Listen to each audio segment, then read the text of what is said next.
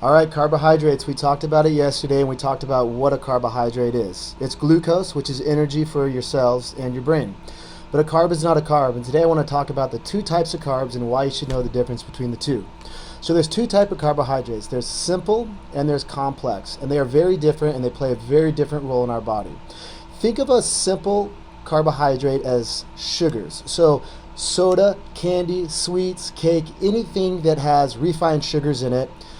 That's a simple carbohydrate. And what happens when you eat those things is they break down really fast and your blood sugar levels rise super quick and it creates a huge insulin dump in your body.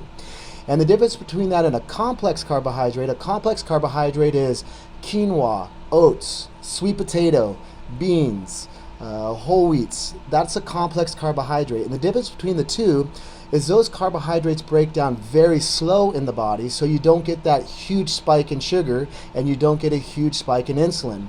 And like I talked about yesterday, is insulin filters the sugars and the glucose from your blood, and it stores it in the liver, which transforms to glycogen, or it stores it in your muscle. And if you have excess, then what happens with those sugars is your body stores them as fat and it uses them for later.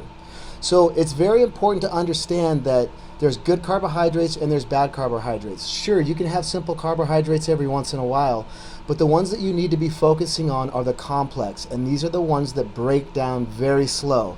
And when it breaks down very slow, you don't get that huge spike in sugar and you don't get that huge spike in insulin. And that's why these work better for maintaining a complete level of good carbohydrates, good energy throughout the day, and not getting these huge spikes. So that is the difference between simple and complex carbohydrates.